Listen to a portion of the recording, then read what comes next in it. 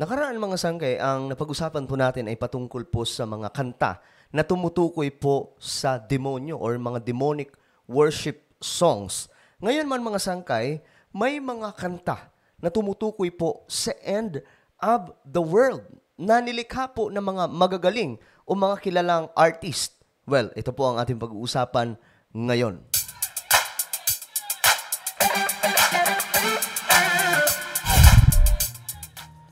Hello, what's up mga sangkay? Magandang oras po sa lahat ng ating mga taga-subaybay, sa lahat po ng mga solid sangkay. Eto na nga mga sangkay, pag-usapan po natin itong patungkol po sa mga kanta di umano na tumutukoy po sa doomsday or end of the world. Okay? But before we start mga sangkay, pakicheck muna kung kayo na po ay nakapag-subscribe dito sa ating channel. Sa baba po ng video na to, dito sa YouTube, i-click nyo po yung subscribe button sa ibaba. Tapos i-click nyo yung bell at i-click nyo po yung all. Ulitin ko, click the subscribe. Down below, click the bell and click all. Ganun lamang po kadali. At kung kayo ay nasa Facebook, syempre huwag nyo pong kalilimutan na i-follow ang ating Facebook page. Alright, ito yun guys. Doomsday songs about the end of the world. Ewan ko ba mga sangkay, no? Ang dami po ngayong lumalabas na mga... Hindi lamang po kasi yung mga chismis ito eh. Kasi mga scientist, tila baga nagpapanik. Nagpapanik po sila na hindi natin alam kung ano pa ang kanilang nakikitang matindi sa ating planeta. Na tila baga nag-aalsabalutan silang lumipat sa ibang mga planeta. Siguro may mga sekreto silang hindi sinasabi.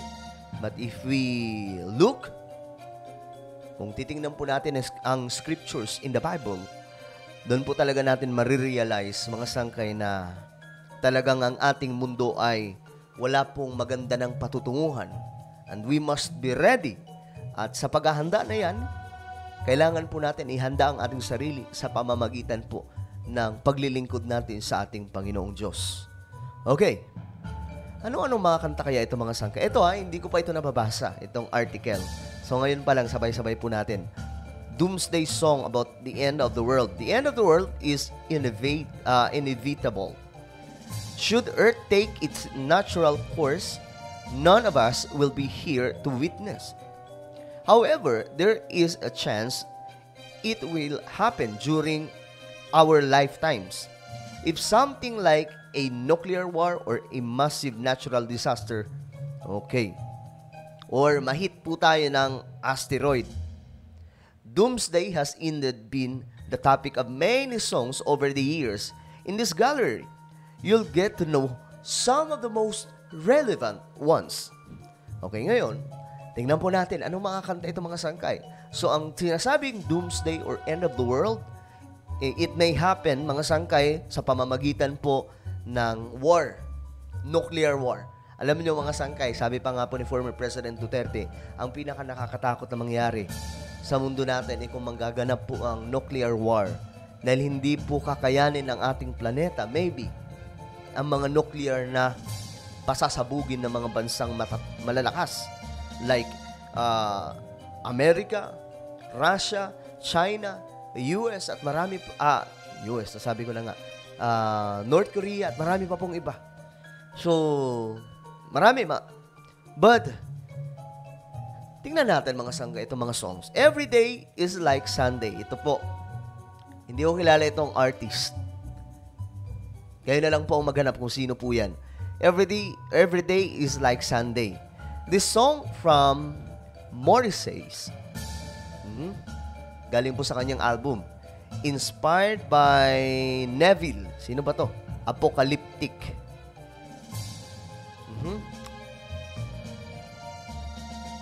Alright. So about to this is the coastal town that they forgot to close down.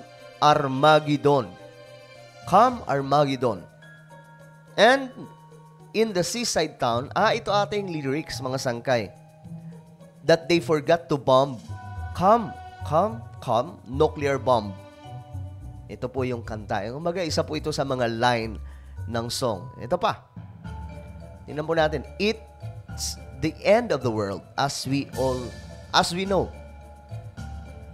and I feel fine. Sabi po ni, sino to? R-E-M or RIM. If there is one uplifting song that will get you through doomsday with a smile on your face, this is it. Okay, so kayo na bahala mga sanggay kung papakinggan nyo yung kantang to. Pero ayan nga po, yung title pa lang parang masaya pa po siya na magkakaroon ng end of the world. It's the end of the world as we know it, and I feel fine by REM. Okay. Bad Moon Rising by Creedence Clearwater Revival. I hear hurricanes a-blowing. I know the end is coming soon. I fear rivers overflowing. I hear the voice of the rage and ruin. And hope you got your things together. Hope you are quite prepared to die. Looks like we're in for nasty weather. One eye is taken for an eye. So, yan po mga sangkay. Isa po ito sa mga halimbawa. Ang dami po na ito. Ngayon, tingnan lang po natin yung mga title. Ito, by Johnny Cash, The Man Comes Around. So, ito po ay tumutukoy kay Jesus. The Man Comes Around is about the second coming of Jesus, which pretty much means the end of the world as we know it, according to the book of Revelation. Actually, mga sangkay, the second coming of Jesus Christ, hindi pa po yun yung pinaka-end of the world. Pag bumalik, ang tinatawag po dyan mga sangkay is rapture. Yan po. Rapture, pero magkakaroon pa po ng pagbabalik ang Diyos na maghahari po siya sa millennial reign. Okay? So, hindi pa po yun end of the world, pero papunta na po doon. Kasi, mga sanggay, hindi nyo magugustuhan ang mga bababasa nyo sa Revelation, sa Book of Revelation, kapag nakita nyo na kung anong magiging ganap ng ating planeta pagdating po ng araw ng paghuhukom. Yung Judgment Day, yun po mismo ang end of the world na tinutukoy po sa Biblia. And, totoo pong magaganap yan.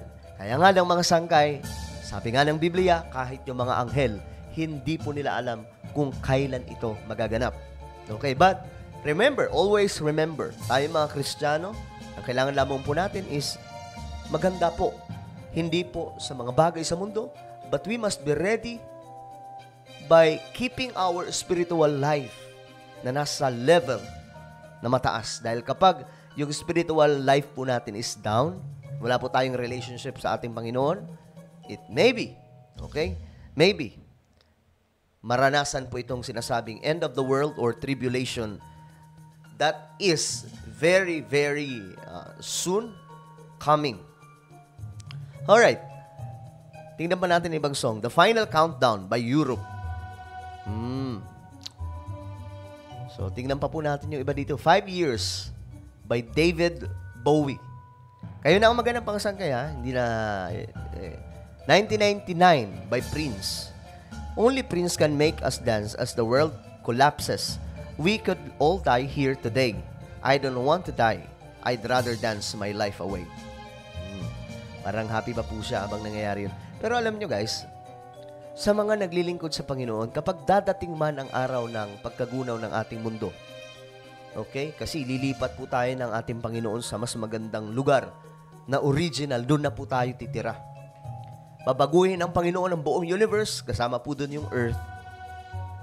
So, para sa mga naglilingkod sa Panginoon at maliligtas, yun po yung pinakamasayang araw. Pero, sa mga hindi naglilingkod sa Panginoon, hindi naniniwala na may Diyos, at wala pong pakialam sa Word of God, hindi po sumusunod sa kalooban niya, pagdating ng araw na yan, yan po ang pinakamasaklap na mangyayari. Biruin mo mga sangkay sa tribulation, tatanggalan ng ating Panginoon ng kamatayan ng tao. Yan po yung isa sa mga information na nasa Word of God. At hahanapin ng tao ang kanyang kamatayan. Pero hindi niya po masusumpungan. Grabe yun. Siguro ano na ang mangyayari sa'yo, pero buhay ka pa rin. So yun po yung sinasabing galit na ng ating Panginoon. Ngayon kasi, full of grace ang ating Panginoon and mercy. Kaya nagtatamasa po tayo ng kaligtasan at kapatawaran kahit nagkakasala po tayo ng maraming beses. Fight Fire with Fire by Metallica. About po sa nuclear naman po ito. Nuclear warfare. 4 minutes, Madonna. Kasama po si Justin Timberlake and Timbaland. There's a strong sense of urgency in this song as we only got 4 minutes to save the world. So marami pa po ito mga sangkay. I don't know, pwede pa natin ito gawan ng vlog. Tingnan po natin, gawan po natin ng part 2. Ito, The End by the Doors. So what is your opinion guys about this topic?